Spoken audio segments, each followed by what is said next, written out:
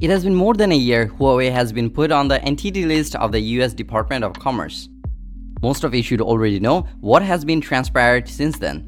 But just to recap, getting themselves on the entity list meant that no US company could any longer work with Huawei, which meant no Google services on the Huawei phones. Since then, a year has passed on and there is a lot of misconception going around about what is going to be the future of Huawei. Hey everyone, I'm Chaser and you're watching Tech Square. Today, in this video, we'll try to clear up some of the misconception about Huawei's possible future, so without further ado, let's get into our video.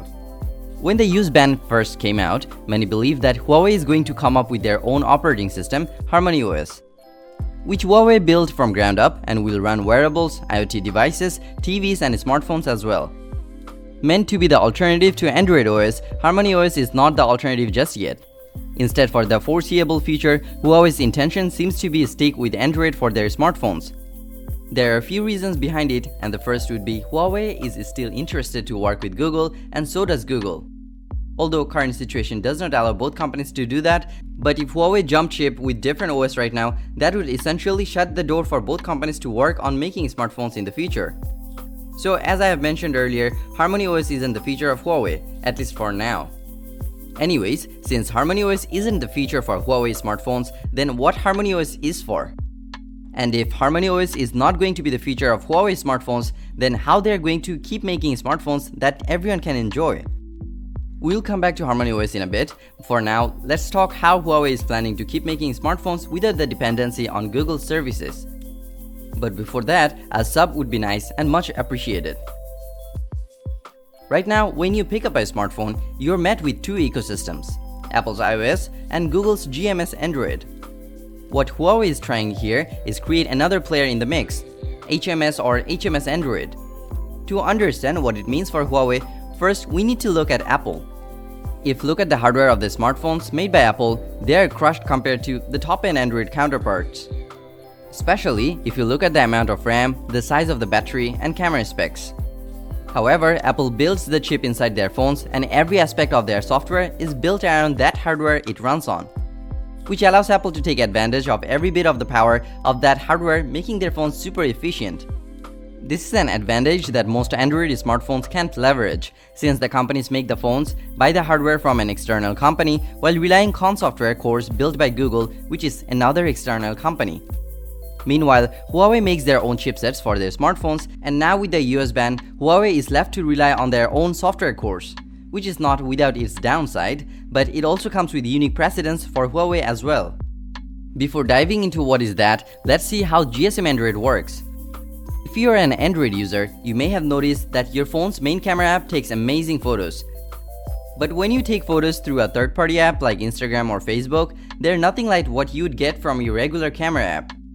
Moreover, those third-party apps can access many other features like using the ultra-wide camera, the 3D depth sensing camera, and the AI chip that helps produce better quality image. The problem with GMS Android is that most Android skins are fragmented. And even though it is technically possible for any app to leverage those features for any single phone's model, but to do that for the tens of thousands of other phones with variety of skins is next to impossible. Moreover, Android ecosystem is vast, and there isn't a universal system in place for developers to write the codes for one phone and apply them to all phones at once. And this is the advantage HMS Android has over GMS Android that I was talking about earlier, only if Huawei can pull this off. HMS has this system where they are trying to hand developers with the tools to take advantage of Huawei's specific features so that there is a better and faster communication between different layers of the operating system. It will also make the apps on HMS more power efficient, and the apps just might be better by leveraging the full capacity of the hardware inside Huawei phones. So if Huawei can make this info a reality, the familiar EMUI experience will continue. However, with the release of EMUI 10, Huawei is focusing on more inter-device connectivity. In a briefing on EMUI 10, new features on EMUI has been discussed, and it seems like Huawei's vision with EMUI is almost identical to Huawei's HarmonyOS vision. Apparently, EMUI 10 is suitable to use on everything from watches to cars. However, even with all the similarities between HarmonyOS and EMUI, the EMUI is still primarily built to be used over the top of Android. So the problem persists as there will be no Gmail, Google Maps or Play Store services available for the users on Huawei smartphone. And without Play Store support, users will not have access to all the apps they are used to. But Huawei has their own plans to navigate through that issue. Huawei has its own app gallery, and they have made an alliance called the Global Developer Service Alliance, working with Xiaomi, Oppo and Vivo to persuade developers to an alternative platform to Google's. And as we have mentioned earlier, Huawei is trying to develop HMS Android and providing the necessary tools to ensure that developers can move their apps to Huawei's app gallery. According to reports, there is over 1.4 million registered developers and close to 55,000 HMS apps available on the app gallery. Even if the number is quite impressive, there is still a good chance that there will be apps on Play Store that you won't be able to find on the app gallery. Although this is something Huawei is aware of and they are trying to persuade more developers make their apps available on Huawei's app gallery, but it takes time and there is certain strategy in place to fast track this process. Like the more app which takes you straight to the web version of that app or give you direct download link of that app you're looking for. Another interesting feature of the app gallery is the wishlist, where you can signal Huawei what apps are the highest priority so that Huawei can chase those developers. And since there is less competition on the app gallery, Huawei is trying to entice the developers as they can get more exposure and reach to millions more users just by putting their app on Huawei's app gallery. So that brings to us the final chapter of Huawei's plans for future, Harmony OS. We have mentioned earlier that Harmony OS works across multiple device types, including smart homes, TVs, wearables, car head units, and smartphones.